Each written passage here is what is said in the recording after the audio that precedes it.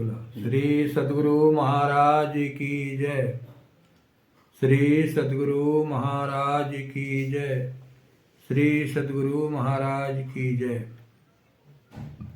धर्म प्रेमी सज्जनों, माताओं तथा भक्तिमती बहनों, यह संत मत का सत्संग है। संत मत में दो शब्द है, संत जोड़ मत। संत हम किसे कहेंगे? जिसने अपने मन को अस्थिर कर लिया हो, बुद्धि की समता को प्राप्त कर लिया हो और आत्मज्ञान प्राप्त करके परम शांति को पा गए हों, ऐसे ही पुरुष को संत कहते हैं। इस विचार के अनुसार प्राचीन काल के जितने ऋषि महर्षि लोग हुए, सभी संत की श्रेणी में आ जाते हैं।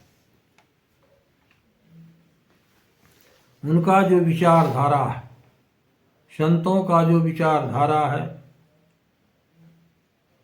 उनका जो शिक्षा है, संतों का जो ज्ञान है और संतों का जो उपदेश है, वे ही संत मत के अंतर्गत आते हैं।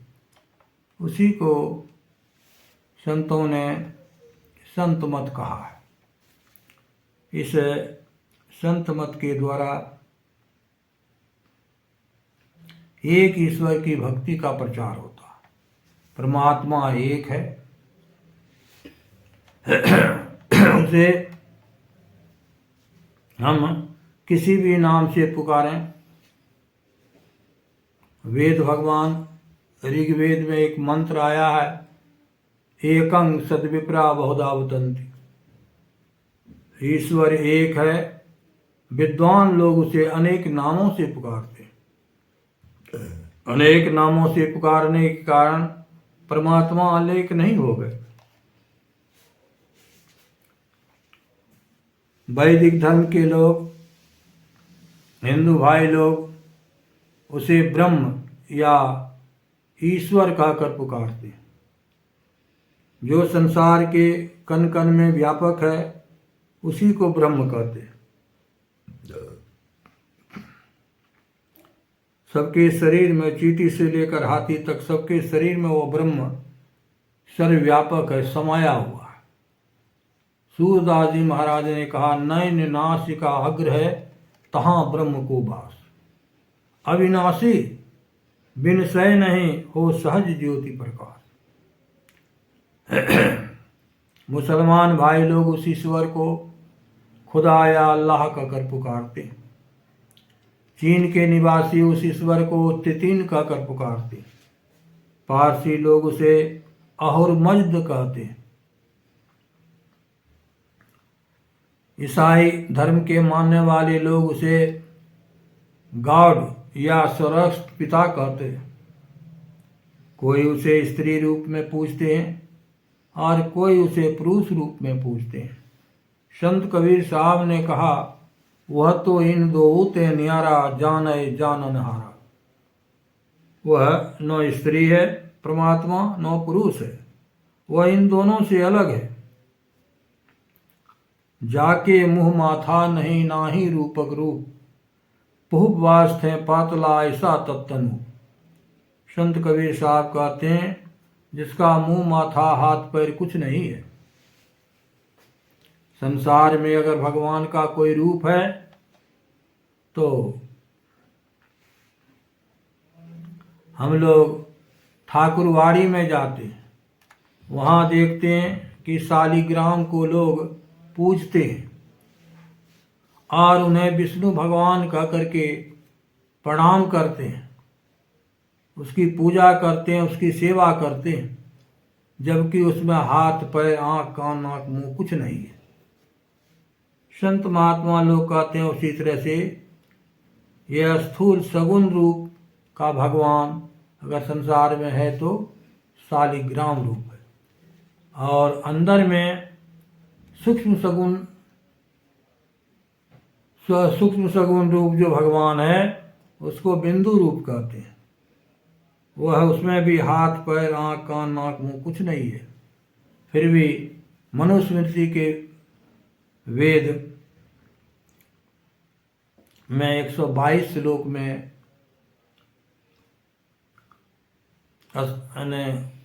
कहा गया है कि परमात्मा का सबसे छोटा सा छोटा जो चमकता हुआ अंश है वह बिंदु है, और वह परमात्मा का सूक्ष्म सगुण साकार रूप है।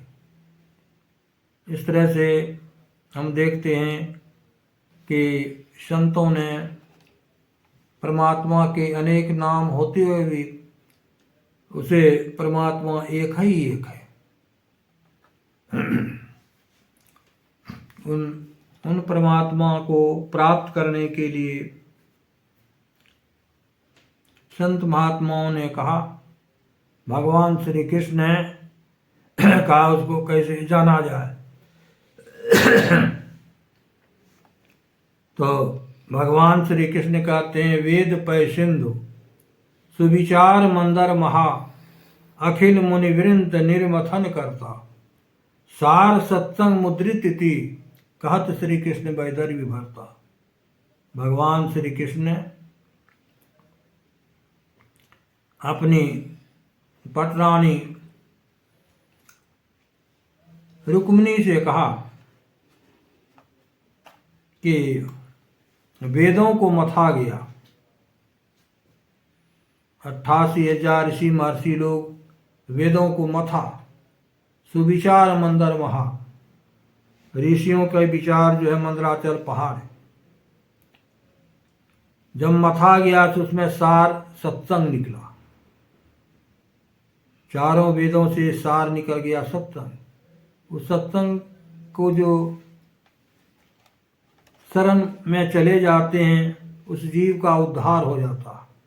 सार सत्संग मुद्रित इति कहत श्री कृष्ण बैदर विभरता। भगवान श्री राम ने शबरी के आश्रम में जाते हुए कहा, प्रथम भगति संतन कर संगा, दूसरी रति मम कथा प्रसंग। हे शबरी, संतों का संग करो, अर्थात सत्संग करो। भगवान श्री राम जब शबरी को बतला रहे हैं 9 प्रकार की भक्ति, और उनमें पहले कह दिया कि संतों का संग अर्थात सत्संग करो।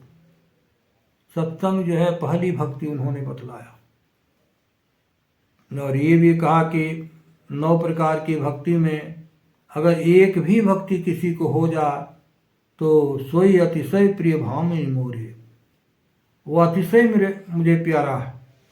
और सकल प्रकार भक्ति दिल तोरे, तुझमें तो सब प्रकार की भक्ति मौजूद है। संत महात्मा लोग कहते हैं कि संतों का संग,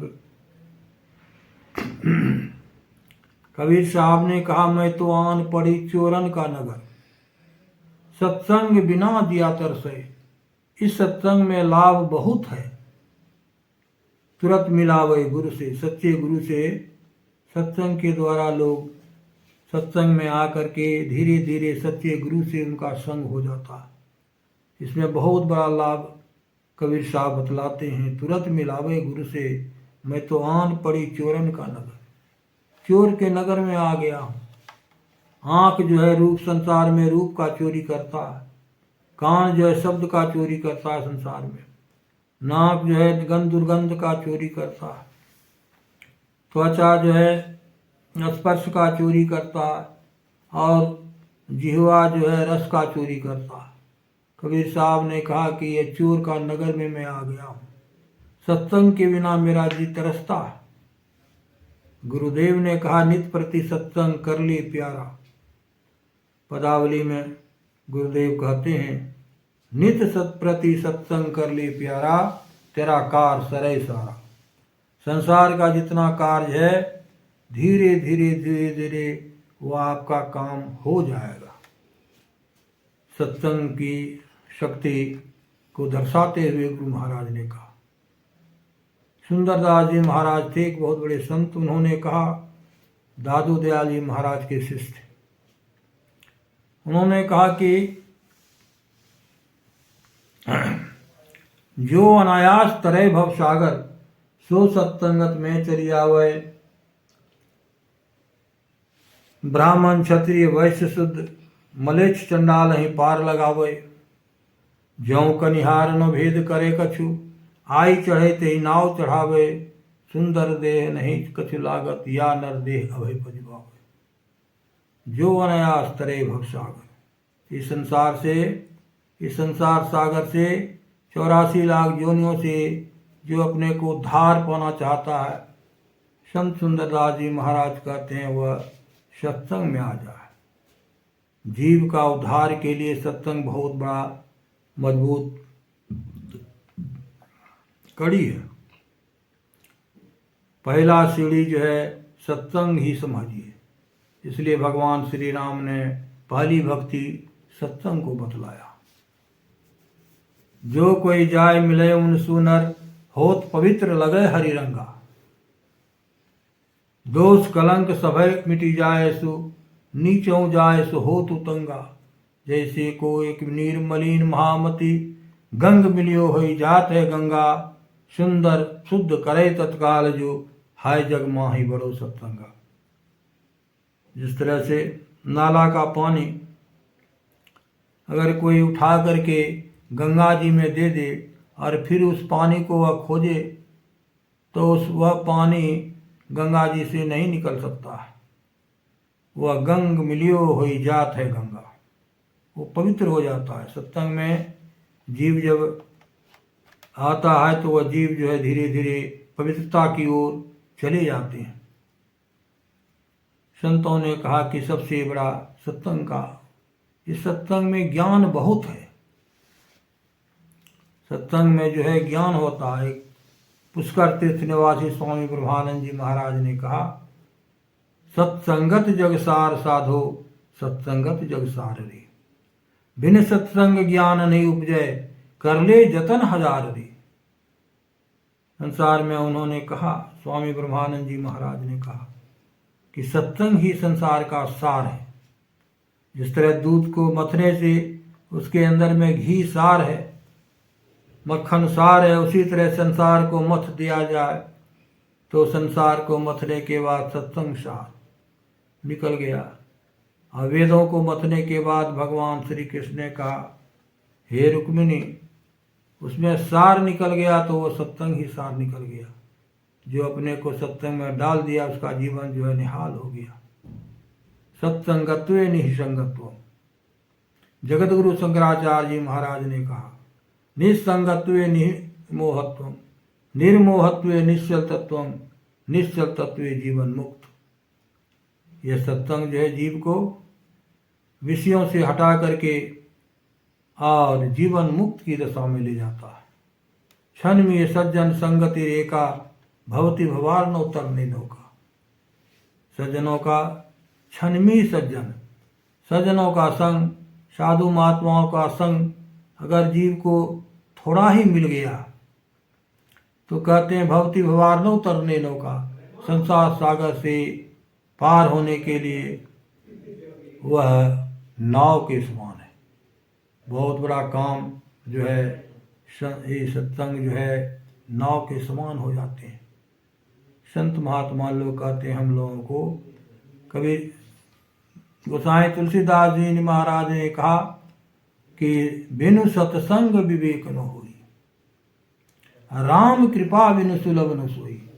यह सत्संग जो है, सत्संग के बिना जो है विवेक नहीं होता। अर्थात संसार में सार क्या है और असार क्या है, इसका ज्ञान कहीं भी नहीं। स्कूल कॉलेज हर एक जगह कोई पढ़ ले, सारी विद्या को समाप्त कर ले, लेकिन संसार में सार क्या है वो नहीं जान सकते। इसलिए संतों ने कहा कि बिनु सत्संग विवेक न होई, और राम कृपा बिनु सुलभ न सोई।